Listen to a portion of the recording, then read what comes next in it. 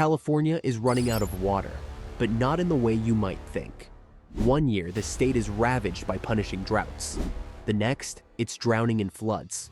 What if there were one project so massive, so ambitious, that it could capture both extremes and store them for when they're needed most? This is the story of California's $7 billion mega reservoir, a project that could redefine water security for millions. For decades, California has lived with a dangerous paradox. In wet years, storms and snowmelt bring enormous volumes of water, but in dry years, rivers shrink, farmlands crack, and cities tighten restrictions. Historically, the Sierra Nevada's snowpack acted like a natural reservoir, melting slowly through spring and summer to feed rivers and farmland. Warmer winters mean less snow, while extreme downpours arrive too quickly for existing dams and levees to capture. Instead of storing that water, much of it races out to sea. Meanwhile, California's population has surged to nearly 40 million people, and agriculture still consumes about 80% of the state's water. Cities, farms, and ecosystems are all fighting over a shrinking and unreliable supply. The backbone of the system, the State Water Project and the Central Valley Project, both built in the mid-20th century, was designed for a different era when climate patterns were stable and snowmelt predictable. Today, those assumptions no longer hold true. That's where the site's reservoir comes in. About 75 miles north of Sacramento, in a quiet valley surrounded by low hills, California plans to build one of the most ambitious water projects in its history. Unlike traditional dams, this will be an off-stream reservoir. Instead of blocking a river, it will capture excess floodwater from the Sacramento River during wet seasons and store it for dry years. The idea has been around since the 1950s, but it gained real traction in 2010 when local water agencies formed the site's project authority. After years of studies, debates, and legal hurdles, the project is finally moving forward. When finished, the site's reservoir will stretch 13 miles long and 4 miles wide, plunging to depths of up to 260 feet. It will hold an astonishing 1.5 million acre-feet of water, enough to supply 7.5 million people for an entire year. That makes it the 8th largest reservoir in California.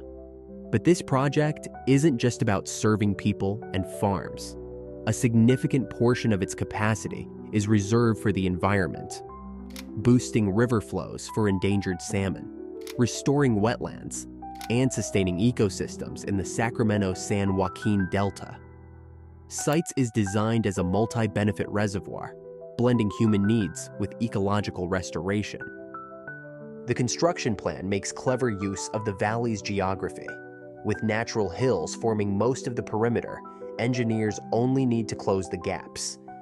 2 massive earth-filled dams will anchor the project, one rising over 300 feet, the other about half that height.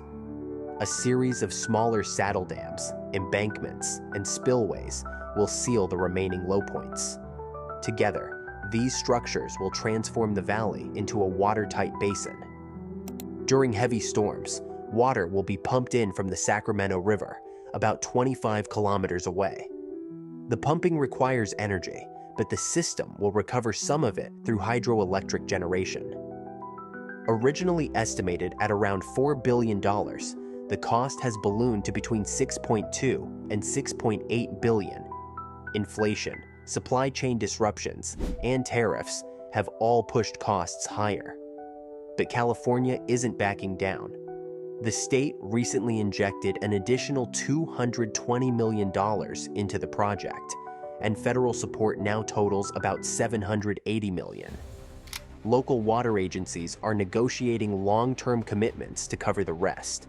Even so, critics warn that water rates could rise dramatically, in some cases as much as 300%.